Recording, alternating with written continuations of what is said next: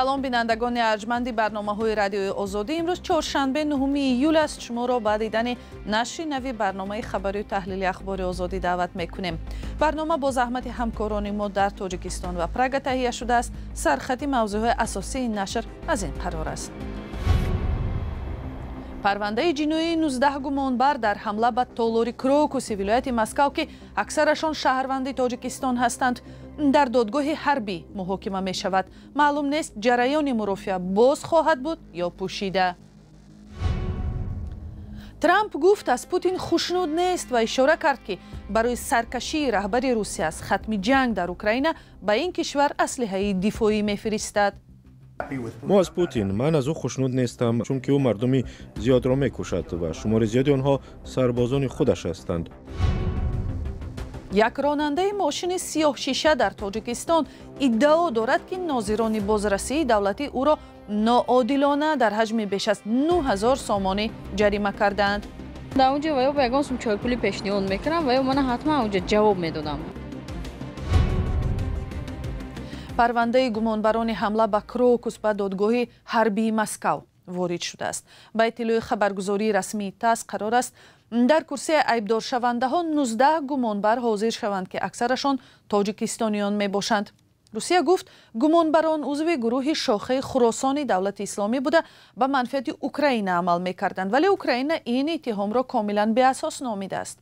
حامیان حقوق حبس گمانبران را با شکنجه های بیرحمانه چون پایمالکنی وحشتناک حقوق انسان محکوم نمودند. جزئیات دیگر در مطلب از همکارم محمد وفا رضازاده.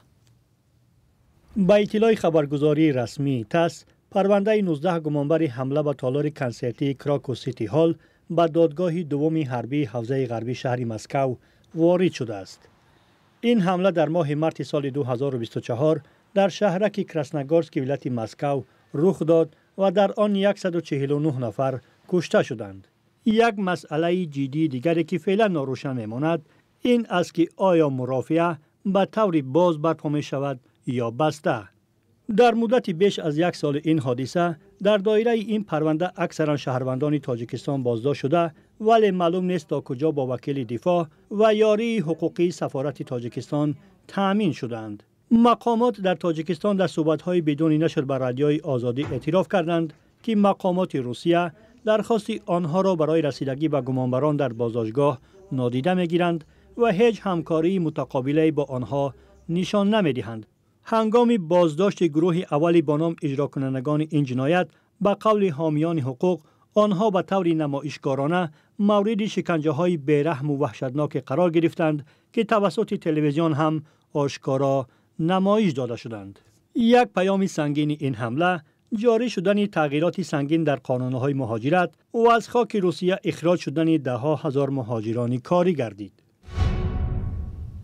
پرزیدنت ایالات متحده آمریکا دونالد ترامپ در جلسه اعضای حکومتش در کاخ سفید گفت که از پرزیدنت روسیه ولادیمیر پوتین ناراضی است. به قول پرزیدنت آمریکا پوتین برای ختم جنگ آماده نیست. ترامپ حالا به فکر جاری کردن تحریم‌های نو ضد روسیه می باشد. او روز سه‌شنبه از جمله گفت که پوتین هرچند بسیار خوشمعامله است اما سفسطه زیاد میگوید و در اصل انسان‌های بسیاری را میکشد.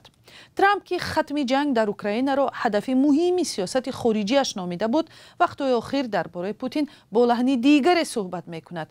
میرزا نبی خالقزاد موضوع را ادامه میدهد. پرزیدنت ایالات متحده آمریکا دونالد ترامپ در این آخرها دیگر ناراحتیش را از رهبر روسیه ولادیمیر پوتین پنهان نمی‌دارد، چون جنگ در اوکراین با شدت بیشتر ادامه می‌کند. ترامپ اخیراً گفت که در اندیشه جاری کردن تحریم‌های نو ضد مسکو میباشد. 5 روز بعدی صحبتش با پوتین روز 8 ایول در صحبت با خبرنگاران در کاخ سفید ترامپ اشاره کرد که رسیدن به هدفش در زمینه ختم جنگ در اوکراین که بیش از 4 سال است ادامه دارد تا رفت مشکل تر می شود. ترامپ گفت از پوتین سفسطه بسیار شنیدیم، او اکثر وقت بسیار خوشمعامله است ولی فایده ندارد. ما از پوتین، من از او خوشنود نیستم، چون که او مردمی زیاد را میکشد و شمار زیادی آنها سربازان خودش هستند. اکثرشان سربازان او می باشند و حالا هفته تا 7000 نفر کشته می شود. این سخنها یک روز بعد آن صدا دادند که ترامپ برای ارسال بخشی از سلاح‌ها به اوکراین راضی شد. از این پیش قانونگذاران در کنگره از جمله اعضای حزب جمهوری‌خواه قطع کمک‌های حربی به اوکراین را تنقید کرده بودند. ما می‌خواهیم سلاح‌های دفاعی بفرستیم چون پوتین با انسان‌ها مناسبتی درست ندارد. او بسیاری‌ها را می‌کشد. از این رو ما برخی سلاح‌های دفاعی را به اوکراین می‌فرستیم و من قرارش را امضا کردم.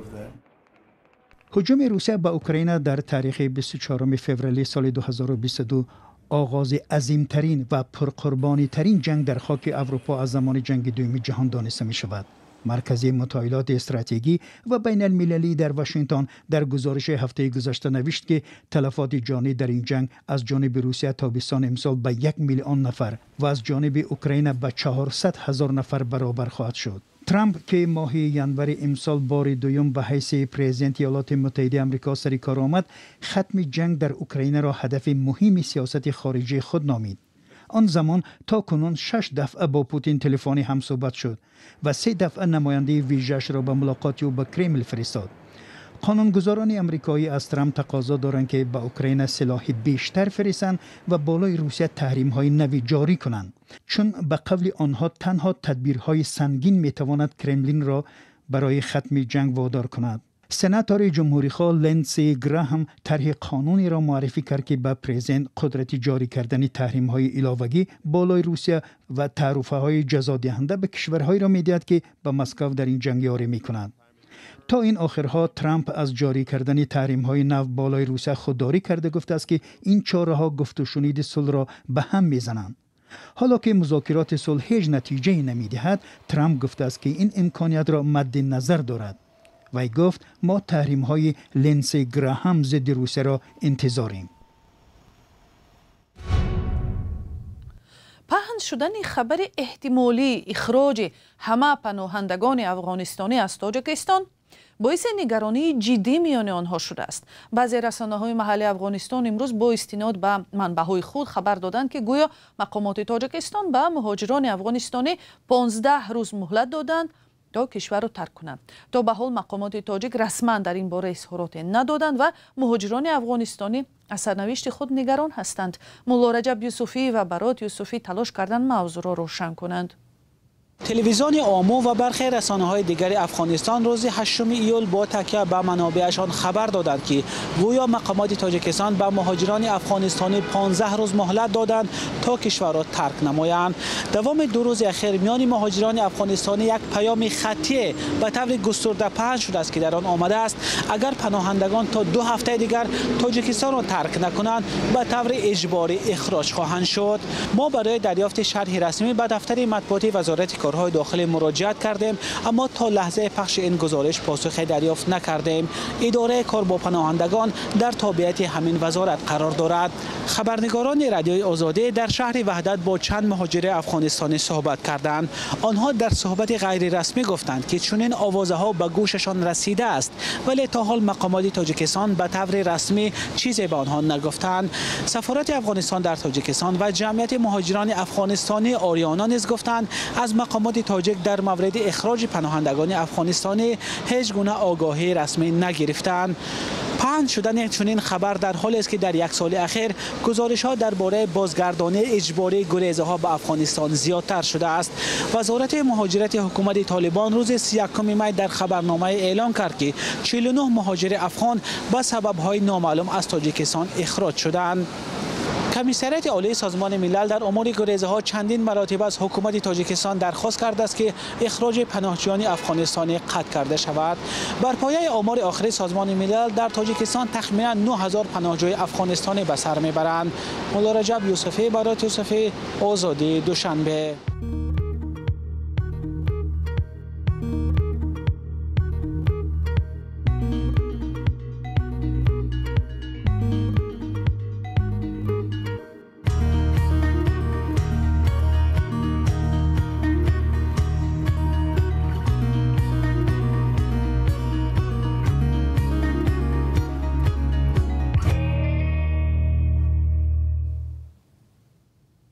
یک ساکن دوشنبه از بازرسان اتومبیلی شکایت دارد که به گفته او ناعادلانه جریمه‌اش کردند. با گفته او بحث سری ماشین سیاه شیشه او سر زده است که باید اجازتنامه مخصوص داشته باشد. فرنگی سیدوه میگوید با وجود پرداخت قیمت اجازتنامه توسط نظام پولی الکترونی خادمان بازرسی او را در ساختکاری گناهکار میکنند. سیدوه میگوید خود را حق میشمارد ولی نمیداند چگونه از حقوقش دفاع کند. تفصیلات در گزارش علیشیر ظریفی و امیر صایف.